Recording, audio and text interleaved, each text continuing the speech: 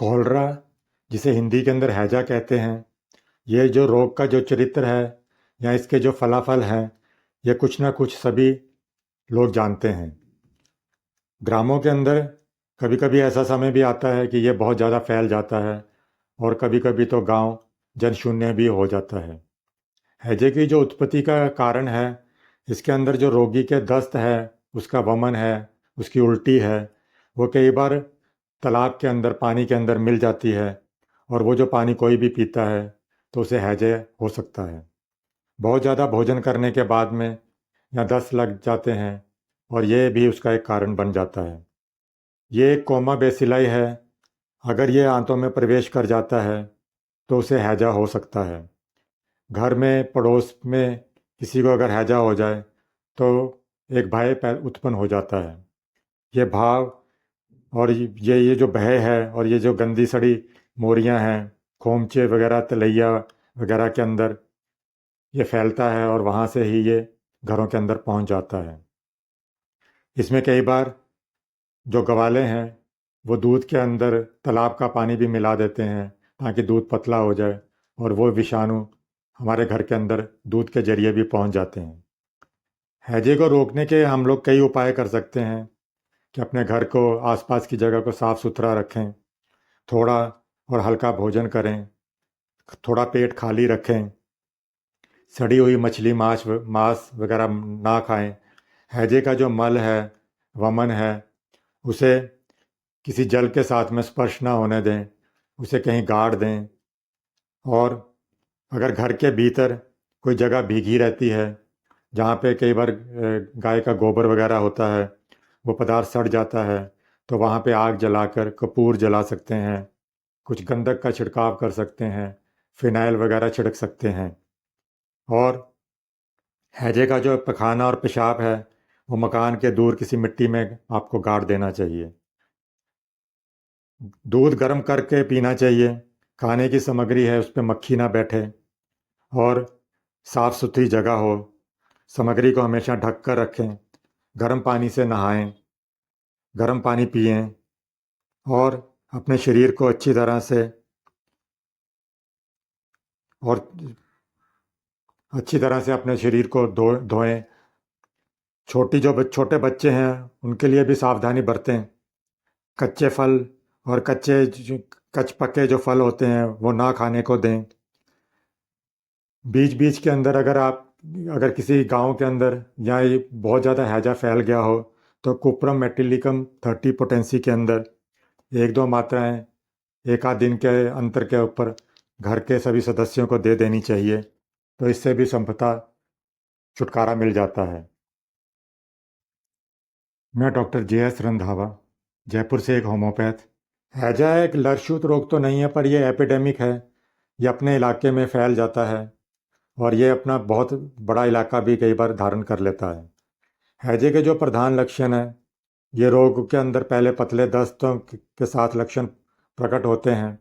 उसके साथ ही थोड़ा थोड़ा सिर दर्द होता है, सिर में चक्कर आते हैं, जी मचल सकता है, उल्टी हो सकती है और इसके अलावा जो अतिसार है, दस्त बहुत ज़्यादा हो जाते हैं। पहले जो दस्त हैं उसमें कुछ रंग होता है, उसके बाद में ये रंग भी चला जाता है और चावल के धुले हुए पानी की तरह का रंग हो सकता है, जिसे मांड की तरह का रंग कह सकते हैं। और फिर बाद में ये रंग विहीन भी हो जाता है। बहुत ज़्यादा जब दस्त होते हैं, कितनी ही बार पेट दर्द होता है तो कई बार नहीं भी होता है। नहीं तो पेट दर्द कई बार बहुत ज़्यादा तेज भी होता है। इसके साथ ही बहुत ज़्यादा उल्टी हो सकती है। जलीय पदार्थ की उल्टी होती है, बहुत तेज होती है। उसके साथ में ही बहुत ज़्यादा प्यास लगती है। ऐंठन स्पाज्म हो सकता है। ज़्यादा पानी निकल जाए तो पेशाब भी बंद हो सकता है। चेहरा नीला पड़ सकता है। चमड़ा या स्किन है, हाथ पैरों की उंगलियों की चमड़ा जो सिकुड़ जाता है जैसे पानी में भिगो कर रखा हो। आँखें हैं, उसके जो गड्ढे हैं वो गहरे हो जाते हैं। ठंडी सांस, ठंडा पसीना आता है। गले की आवाज़ बैठ जाती है। हिचकी आ सकती है। जो लंग्स है उसके अंदर भी प्रॉब्लम कई बार हो जाती है। गले की आवाज़ बैठ जाती है। सांस लेने में कष्ट होता है। जो नाड़ी है वो क्षीण हो जाती है, तो कई बार एकदम अलोप भी हो जाती है। इसके साथ में ही हार्ट की जो प्रॉब्लम है कई बार हो जाती है, जिसके अंदर हार्ट बीट बहुत स्लो हो जाती है और कई बार कानों के अंदर भी इन्फ्लामेशन हो जाता है, आँखों के अंदर जख्म हो सकता है, रक्तहीनता एनीमिया भी हो सकता है। हैजे को हम लोग कई प्रकार के या कई टाइप्स के अंदर डिवाइड कर सकते हैं, जिसके अंदर एक पहली वैरायटी है डायरिक, जिसमें डायरिया होता है, जिसे अतिसारिक हैजा भी कहते हैं। इसमें केवल दस्त होते हैं और सब इसके जो दस्त हैं वो भी बहुत बार बार जल्दी जल्दी होते हैं। एक गैस्ट्रिक वैरायटी है कॉलरा गैस्ट्रिका के जिसे कहते हैं। इसके अंदर पेट के अंदर इन्फ्लामेशन होता है, उल्टी भी आ सकती है और लगातार दस्त, नोज़िया, वॉमिटिंग रहता है। एक गैस्ट्रोएंटराइटिक वैरायटी है जिसके अंदर जो पकाशय है उसके अंदर इन्फ्लामेशन हो सकता है। दस्त और उल्टी दोनों ही कष्टकारी होती हैं और बहुत ज़्यादा तकलीफ़ देती हैं। एक ड्राई वैरायटी भी है जिसे कॉलरा सिक्का कहते हैं, जिसे शुष्क हैजा भी कह सकते हैं। इसके जो लक्षण हैं, इसके अंदर पहले दस्त के जो लक्षण हैं वो प्रकट नहीं होते हैं। फिर एक रोग जो घातक रूप से प्रकट होता है। कभी कभी केवल एक दो दस्तों और उल्टी के बाद ही 2-3 घंटों के अंदर ही कई बार रोगी मर सकता है। कभी कभी जो दस्त है, उल्टी है, उससे पहले भी वो मर सकता है। इसके अंदर जो हैजा है वो आजकल दिखाई नहीं देता है। अंदाजन ये कि करीब 20 साल पहले कुछ रोगी इसके नोटिस किए गए थे। एक एक्यूट वैरायटी है, इसके अंदर रोगी पहले ही ऐसा सोचता है कि जैसे उसे ज्ञान ही नहीं है, माथा भारी हो जाता है, छाती भारी रहती है, हाथ पैर इसके अंदर सुन्न हो जाते हैं। इसके साथ ही पेट में गड़गड़ की आवाज़ आती है, जी मचलता है, दस्त उल्टी हो सकती है और जो पखाना है उसके अंदर पित्त मिला भी हो सकता है, पानी की तरह पतला है। धीरे धीरे फिर पेशाब भी बंद हो जाता है और नाड़ी क्षीण हो जाती है।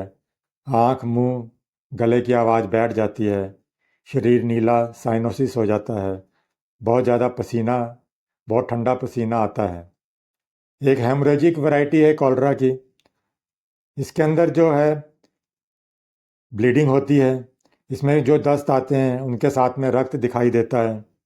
पहले कभी इस तरह के जो दस्त आते थे उसके अंदर जब रक्त दिखाई देता है और दस्त का जो रंग ठीक पके हुए तरबूज के पानी की तरह का दिखाई देता है। कभी कभी रंग हल्का गुलाबी भी हो सकता है। दस्त जो परिणाम है वो खूब होता है। मल के अंदर बहुत ज़्यादा बदबू रहती है, पेट में बहुत ज़्यादा दर्द होता है, कभी दर्द नहीं भी होता है। पेट के अंदर कभी जो इस जाति का जो हैजा है उसके कारण उसको बहुत ज़्यादा तकलीफ़ होती है। ये जो बहुत ज़्यादा गांजा या चर्स पीते हैं, उन यहाँ जो बहुत ज़्यादा शराब पीते हैं उनके अंदर कई बार ये हेमरेजिक हैजा हो जाता है। एक जो इन्फ्लामेटरी वैरायटी है जिसके अंदर जो नाड़ी है वो पूर्ण और चंचल रहती है, शरीर गर्म हो जाता है और मुंह लाल हो जाता है और कई बार उसे बुखार भी होता है। ये जो मैंने अभी कॉलरा के टाइप्स बताए हैं उसके अलावा भी हम लोग कई बार इसको दो ही भागों में विभाजित करते हैं, जिसके अंदर एक होता है क्लोराइन और एक होता है एशियाटिक कॉलरा। जो कॉलरा सिक्का मैंने पहले बताया या ड्राई वैरायटी है वो आजकल नहीं मिलती है। जो क्लोराइन कॉलरा है इसके अंदर पहले जो दस्त आते हैं और उसके अंदर जो एसिडिटी है उसके साथ में ये आरंभ होते हैं। अगर किसी के जगह पर अगर हैजा फैल रहा है तो वहाँ पे जो फियर हो जाता है, लोगों को भय से पतले दस्त आने शुरू हो जाते हैं। उन्हें पतले दस्तों के साथ में जो अंत में इस जाति का जो हैजा हो जाता है जिसे क्लोराइन हैजा कहते हैं। इससे पहले स्वाभाविक जो दस्त होते हैं और जो धीरे धीरे पतले होते जाते हैं, 4-5 बार जो दस्त होते हैं और उसके बाद में बीमारी असली हैजा का आकार धारण कर लेती है। इतनी बार ऐसा देखने में आया है कि 2-1 दिन पहले ही पेट के अंदर गड़बड़ी हुई, उसके बाद में थोड़ा दस्त लगे और बीमारी फिर बहुत ज़्यादा बढ़ जाती है।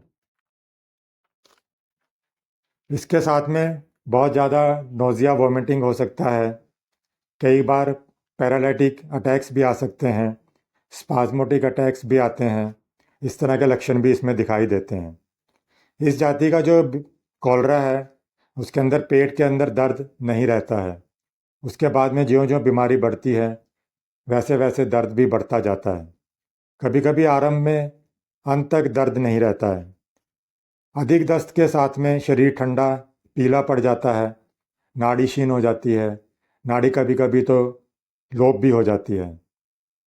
याद रखें कि इस तरह के जो अतिसार है, बहुत बार दस्त होने पर भी और जो नाड़ी है वो क्षीण ना होकर और कभी-कभी उसको ठंडा पसीना भी आता है। इसकी जो दूसरी वैरायटी है, जिसे एशियाटिक कोलरा कहते हैं, ये ऑलमोस्ट फैटल होती है। इसका जो अक्सर 1-2 दस्त आने के बाद में भी रोगी कई बार कोलैप्स ठंडा हो जाता है। इस हैजे का जो विष है, ये रक्त में मिलने के कारण बहुत जल्दी उसे शीत आ जाती है। कभी-कभी 5, 7, 8, 10 दस्त होने के बाद में ही उसको कोमा भी आ सकता है। और इस तरह के कोमा के कारण, लगातार दस्त के कारण और जो जलीय अंश है, पानी उसके शरीर से निकल जाता है और उसकी जो शिराओं के अंदर रक्त जमने लगता है। खून का जो दौरा है वो बंद हो सकता है, क्योंकि खून गाढ़ा हो जाता है और इसके परिणाम से नाड़ी जो है क्षीण हो जाती है, एकदम ही लोप हो सकती है और रोगी कोलैप्स हो सकता है। इसके अंदर जो आँख है, मुंह बैठ जाते हैं, पसीना आता है, रोगी बहुत ज़्यादा छटपटाता है, पर वो केवल पंखे की हवा ज़रूर चाहता है और पानी मांगता है। सांस लेने में, छोड़ने में उसे तकलीफ़ होती है, ऐंठन, स्पाज़्म होता है। सांस लेने में उसे बहुत ज़्यादा दर्द होगी। कभी-कभी रोगी चुपचाप पड़ा रहता है। बीच-बीच में उसको सिर सिर के हाथ वगैरह लगाने से भी दर्द होता है। गले की आवाज़ उसकी बैठ जाती है। कई बार इसको हम लोग उसको गठियावात भी समझकर उसकी दर्द जो उसकी बॉडी के अंदर हो रही है, कई बार उसके साथ भी इसको डिफ्रेंशिएट कर सकते हैं। कभी-कभी एकदम वो मुर्दे की तरह पड़ सकता है, निस्तंभ भाव से वो पड़ा रहता है। हैजे का जो रोगी है, उसको अगर उसका ज्ञान लोप भी कई बार हो जाता है, पेशाब एकदम बंद हो सकता है और प्रायः कई बार 24 घंटे के अंदर उसकी मृत्यु भी हो सकती है। अगर भाग्य अच्छा है तो कई बार दवा लेने से, उपचार करने से उसको इस रोग से मुक्ति भी मिल सकती है। एशियाटिक कॉलरा को भी हम लोग 2 भागों में डिवाइड कर सकते हैं, जिसके अंदर एक स्पाज़मोटिक कॉलरा है और एक पैरालाइटिक कॉलरा है। स्पाज़मोटिक कॉलरा के अंदर इसमें जो सीने में है, पीठ में और हाथ पैरों में ऐंठन रहती है, हाथ पैरों की उंगलियां टेढ़ी हो जाती हैं, उसमें स्पाज़्म होता है, तकलीफ़ के अंदर रोगी बहुत चिल्लाता है। ऐंठन या स्पाज़्म हम किसे कहते हैं? इसके अंदर कोई मोटी या जो पतली शिराएं हैं, धमनियां हैं, वो हैजे के जो विष के कारण शरीर में जब प्रवेश कर जाती हैं, वाइटल फोर्स है वो जब कमज़ोर हो जाता है और शरीर के अंदर ऊर्जा नहीं रहती है, उसके साथ में उसे दस्त है, नोज़िया वॉमिटिंग रह सकता है, जलीय अंश निकल जाता है, रक्त उसका गाढ़ा हो जाता है और इन सब के कारण उसकी मसल्स के अंदर जो स्पाज़्म अकड़न आती है, उसे ही ऐंठन कहते हैं। ये ऐंठन दूर करने के लिए रोगी को बहुत ज़्यादा मात्रा के अंदर ठंडा या कुछ गर्म पानी गुनगुना दे सकते हैं, उसे बार-बार पिलाते रहें। पानी के जो अंदर मिनरल्स हैं, उसका भी ध्यान रखें। आप इसके अंदर ओआरएस का पानी भी साथ में दें। थोड़ा-सा कई बार घर में अगर नहीं है, तो नमक और थोड़ी चीनी, ग्लूकोज़ मिलाकर भी दे सकते हैं। इससे जमा हुआ जो रक्त है, वो थोड़ा पतला हो जाएगा और खून का दौरा भी बढ़ना शुरू हो जाएगा। इसके साथ ही जो दस्त हैं, उसका जो टॉक्सिन्स वगैरह हैं, वो भी थोड़े-थोड़े न्यूट्रलाइज़ होना शुरू हो जाएंगे। इसके अंदर जो ठंड लगती है उसको, हाथ-पैर, नाखून जो नीले हो जाते हैं और उसके अंदर जो ऐंठन आती है, सांस लेने में, छोड़ने में जो तकलीफ़ है और दस्त, नोज़िया, वॉमिटिंग जो पहले जिसके अंदर नाड़ी का वेग थोड़ा तेज था, बाद में कमज़ोर हो जाता है। ये सब जो लक्षण हैं वो बहुत ज़्यादा बढ़ने शुरू हो जाते हैं और उसके बाद में फिर वो पैरालिटिक कॉलरा स्टेज के अंदर चला जाता है। पैरालिटिक कॉलरा के जो लक्षण हैं, इसके अंदर हैजा का जो है वो लक्षण तो थोड़े कम होते हैं, लेकिन जो रोगी है वो स्थिर होकर पड़ा रहता है, उसे बेचैनी यहाँ पे नहीं रहती है। हार्ट को अगर स्टेथोस्कोप से लगा कर देखते हैं तो पल्स बहुत, या उसकी हार्ट बीट है वो बहुत कम सुनाई देती है और हार्ट की जो ताकत है वो बहुत कम हो जाती है। खून के दौरे के सर्कुलेशन के अंदर भी बाधा पड़नी शुरू हो जाती है और आंतें निष्क्रिय होकर पेट फूलने लगता है। किडनी के अंदर वो निष्क्रिय होना शुरू हो जाते हैं, इससे पेशाब आना बंद हो जाता है। पहले जो मैंने बताया आपको, जिसके अंदर स्पाज्मोटिक जो कॉलरा है, उसके बाद में ही ये बढ़ना शुरू होता है और जो ऐंठन है वो यहाँ पे घट जाती है और सुनपुनता, पैरालिटिक जो है, नमनेस है, वो बढ़नी शुरू हो जाती है। कॉलरा को हम लोग डिफ्रेंशिएट कर सकते हैं और भी बीमारियों से, जैसे कॉलरा मोर्बस है या कॉलरा नॉस्ट्रेस जिसे कहते हैं। ये असली हैजा तो नहीं है, लेकिन ये प्राणघातक अतिसार या डायरिया हो सकता है। गर्मी के दिनों के अंदर जब बहुत गर्मी पड़ती है और जब बहुत दिनों तक गर्मी और रात को जब सर्दी पड़नी शुरू हो जाती है, उस समय इस तरह का प्रकोप ज़्यादा होता है और ये एकाएक ही बीमारी हो जाती है। इसके अंदर जो स्वस्थ व्यक्ति हैं वो आराम से फिर सो नहीं पाते हैं, उन्हें एकाएक हिचकी आ सकती है, नोज़िया वॉमिटिंग हो सकती है, पेट में गड़बड़ी मालूम शुरू हो जाती है, पेट के अंदर दर्द और कई तरह के उपसर्ग पैदा हो जाते हैं। उल्टी, जो पहले कुछ खाया हुआ है और जो पानी या कुछ और द्रव्य लिए हुए हैं वो निकलने शुरू हो जाते हैं। कई बार इसके अंदर बाइल की, पित्त की कै भी होती है और कई बार केवल पानी ही निकलता है। जो कै है वो बहुत जल्दी जल्दी होती है, मल के अंदर बदबू रहती है, इसके साथ ही सफ़ेद नीले नल के जो पानी की तरह बिना किसी रंग का जो दस्त है वो आना शुरू हो जाता है। उसके साथ में जो मल के अंदर गंध है वो नहीं रहती। दस्त होने पर पहले और प्रायः जो बाद में पेट के अंदर बहुत दर्द है। कभी कभी दस्त जो होते हैं उसके साथ में, उसके बाद में कुछ दर्द घट जाता है। मसल्स के अंदर खासकर जो पैर की पोटली है उसके अंदर ऐंठन हो जाती है, क्रैम्प्स आ सकते हैं, कभी कभी बंद भी हो सकता है, बहुत ज़्यादा दर्द होती है, गले की आवाज़ बिगड़ सकती है, समूचे शरीर के अंदर पसीना आता है। खून जो है और जो नाड़ी है वो सूत की तरह पतली हो जाती है, कमज़ोर हो जाती है, क्षीण हो जाती है। चेहरे का रंग भी बदल जाता है, शरीर का जो बाहरी ताप है वो घट जाता है, शरीर थोड़ा ठंडा होना शुरू हो जाता है और उसके जो अंदर का तापमान है वो तो कुछ रहता है। कभी कभी दस्त और जो वॉमिटिंग है एकाएक बंद हो जाती है और उसके बाद में हिचकी आरंभ हो जाती है और रोगी फिर इससे भी बहुत ज़्यादा तकलीफ़ में आ जाता है और शरीर ठंडा हो जाता है और कई बार उसकी मरने तक की नौबत आ जाती है। अधिकांश स्थानों के अंदर ये 24 से 48 घंटों के भीतर ही अपनी प्रतिक्रिया आरंभ कर देता है। जो जीवाणु इसके अंदर होते हैं, इसके अंदर जो कॉमा बेसिलाई है, जो असली तरह के कॉलरा के अंदर होता है, वो इसमें नहीं पाए जाते हैं। इस जाति के हैजा के अंदर कभी कभी एक दो दिन या कई कई दिन पहले ही इसमें पेट में गड़बड़ी शुरू हो जाती है और उसके बाद में ये कॉलरा नॉस्ट्रेस के अंदर या कॉलरा मोर्बस के अंदर उत्पन्न हो जाता है। इसके अलावा एक टोमाइन पॉइजनिंग कॉलरा भी है, जिसके अंदर सड़ी चीज़ें खाने के कारण उसका जो विष है वो फैलकर शरीर के अंदर फैल जाता है, जो पहले नर्वस सिस्टम के अंदर सिर दर्द, पेट के अंदर कॉलिक उसे होना शुरू हो जाता है और पेट दर्द बहुत भयंकर होता है, बेचैनी होती है और बाद में हैजे की तरह के दस्त और कै आरंभ हो जाती है। पर यह टोमाइन पॉइजनिंग कोलरा का की तरह का नहीं होता, ये अलग ही बीमारी है।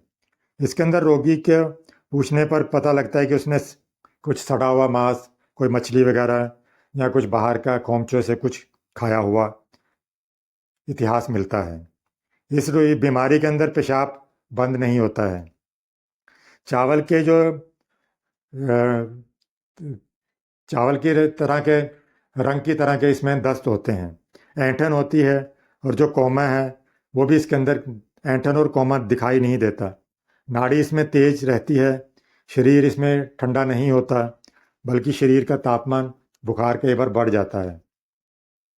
एक और तरह से इसको कॉलरा को हम लोग डिफ्रेंशिएट कर सकते हैं, जिसके अंदर कॉपर पॉइजनिंग है।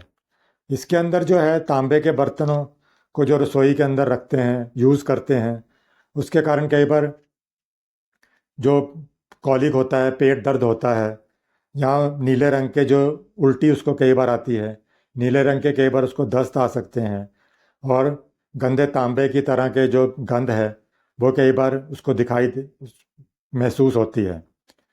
जो मांस है कई बार वो तांबे के बर्तन में भी कोई पका ले तो भी ये पॉइजनिंग हो सकती है। इसके अलावा पिंडलियों के अंदर ऐंठन हो सकती है, पेशाब बंद, चावल के जो रंग की तरह के दस्त हैं वो हो सकते हैं। पर मल की जो परीक्षा जब करेंगे तब कॉमा बेसिलाई वगैरह कुछ नहीं मिलता है। एक अलग तरह का है आर्सेनिक पॉइजनिंग, जिसे सांख्या का जहर का पॉइजनिंग भी कह सकते हैं। उसके कारण अगर कई बार होता है नोज़िया या वॉमिटिंग होता है, या 15 मिनट के भीतर ही उसको वॉमिटिंग शुरू हो सकती है। पेट दर्द इसके अंदर रहता है, बहुत ज़्यादा होता है, कई बार बहुत ज़्यादा दस्त होते हैं, प्यास रहती है, पेशाब बंद हो सकता है, पैरों पे जो ऐंठन है वो भी होती है, और इस हैजे के तरह के लक्षण इसमें प्रकट होते हैं। पर इसमें भी जो सांख्या का इतिहास, आर्सेनिक पॉइजनिंग का इतिहास मिलता है, और स्टूल की जब परीक्षा करते हैं तो बेसिलस वगैरह नहीं मिलते हैं। इसके अलावा कई बार मशरूम पॉइजनिंग भी हो जाती है। कुकुरमुत्ता खाने के कारण जब वो पेट के अंदर जाता है तो कई बार कॉलिक होता है, नोज़िया वॉमिटिंग हो सकती है, और कई बार खाने का जो स्वाद है वो भी बिगड़ सकता है। बड़ा और जो चौड़ी जाति के मशरूम्स होते हैं जो ज़मीन पर या सड़ी हुई जगहों पे उगते हैं, कई बार अगर नहीं पता हो तो वो पॉइजनस भी हो सकते हैं। इसको आप लोग कई बार इसके अंदर एक एगेरिकस मशरूम भी आता है जो बहुत ही पॉइजनिक होता है। इसमें तेज प्यास लगती है अगर कोई इसको खा ले, पेट के अंदर बहुत तेज दर्द होता है, नोज़िया वॉमिटिंग होता है, शरीर ठंडा होता है, नाड़ी है, सांस लेने में तकलीफ होती है, गड़गड़ की आवाज़ आती है, आंखों की पुतली है वो फैल जाती है, और लक्षण कॉलरा की तरह इसमें कई दिखाई देते हैं। पर इसके अंदर भी बेसिलाइज नहीं मिलते हैं। एक होता है पोटैटो पॉइजनिंग, जिसके अंदर आलू खाने से भी कई बार बीमारी हो जाती है, जिसके अंदर सिर दर्द होता है, सिर में चक्कर आते हैं, पेट में दर्द हैं, उल्टी वॉमिटिंग हो सकती है, ऐंठन आती है इसके अंदर। पर बहुत बहुत से लक्षण हैं जो कॉलरा के साथ में, जो असली हैज़ा है उसके साथ में इसमें मिलते हैं। पर इसमें भी हैजे की जो चावल के तरह का जो रंग वाले दस्त हैं या कॉमा बेसिलाई है वो नहीं मिलता है। आलू के जो विष है उसकी वजह से अगर बीमारी होती है तो उसमें साथ में कई बार बुखार और शिवरिंग, कंपन हो सकता है, पर हैजे में ऐसा नहीं होता है। एक गैस्ट्रोएंटराइटिस है, इसके अंदर बहुत ज़्यादा परिणाम के अंदर दस्त होता है, इसके अंदर जो उल्टी आती है वो एसिडिक होती है, खट्टी होती है, पेट के अंदर असहाय तेज दर्द होता है, स्पर्श करने से वो सहन नहीं होता है, और इस तरह के लक्षण दिखाई देते हैं। चावल की तरह के रंग के जो दस्त हैं, हाथ पैरों पेशियों में जो ऐंठन है, पेशाब बंद है, कॉमा बेसिलाई है, वो इसके अंदर दिखाई नहीं देता है। कई बार कीड़ों के कारण भी दस्त लग जाते हैं, राउंड वार्म्स के कारण उसके अंदर भी उल्टी वॉमिटिंग हो सकती है।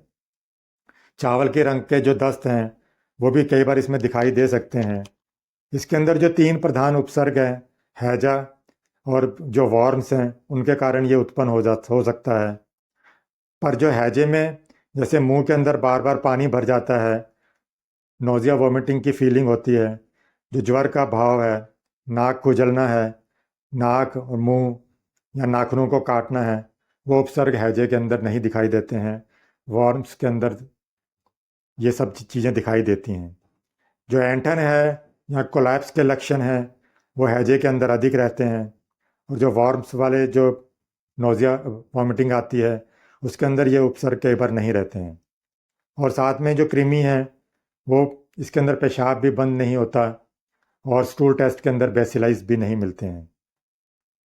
डाइसेंट्री से भी हम लोग इसको डिफ्रेंशिएट कर सकते हैं कि इसके अंदर जो दस्त आते हैं उसके अंदर खून मिलता है, बहुत ज़्यादा ऐंठन होती है, पेट बहुत ज़्यादा दर्द होता है, जो रक्त की जो और म्यूकस की जो मात्रा है वो बहुत ज़्यादा अधिक रहती है।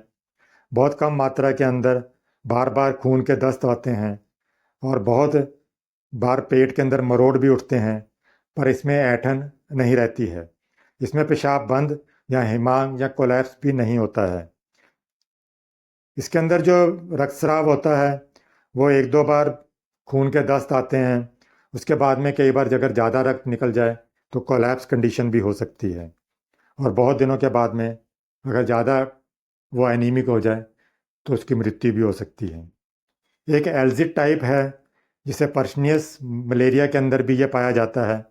इसके अंदर मलेरिया और जो ब्लीडिंग है, हेमरेजिक जो कॉलरा है, उसके साथ में कई बार कोलैप्स की कंडीशन आ जाती है, वामन हो सकता है, अनजाने में ही बिना किसी कारण और बिना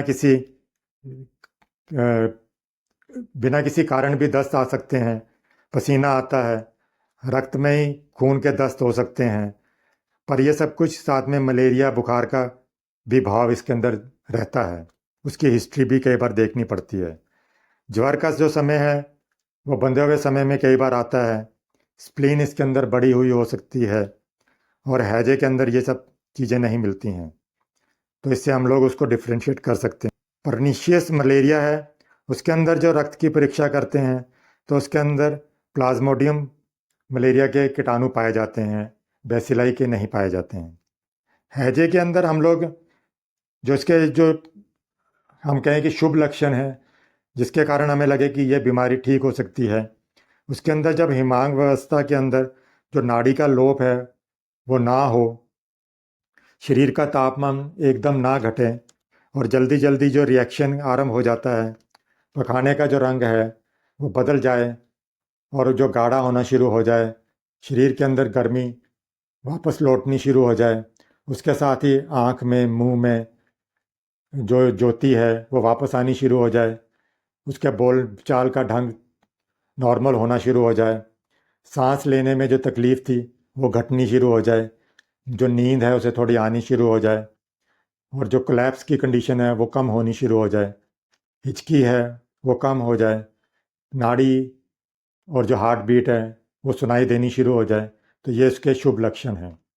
अशुभ लक्षणों के अंदर हम लोग कह सकते हैं कि जो लक्षण तेज़ी से बढ़ते हैं उसमें बेहोशी हो सकती है, हिमांग है, बेचैनी है, सांस लेने के अंदर जो कष्ट है, नाड़ी लोप हो जाती है, बहुत देर तक वो कोलैप्स कंडीशन में पड़ा रहता है, पेट में दर्द है, खूनी उल्टी भी हो सकती है, खून के दस्त हैं, बहुत देर तक वो बाइल्स है वो भी कई बार निकलता है इसके अंदर, पेशाब अगर बंद हो जाए, लगातार स्पाज्म ऐंठन रहे, और जो दस्त के विकार हैं, मूत्रक्षार विकार जो हैं, अनिद्रा है, नींद नहीं आती, मुंह के अंदर पानी देने से भी वो एकदम बाहर निकल जाता है, अनजाने में ही दस्त होते हैं, बेहोशी होती है, हार्ट फेल हो जाए, चित्त होकर पड़ा रहे, और घुटने ऊंचे उठाकर अगर वो रखता है तो उसे सोने में कुछ तकलीफ होती है।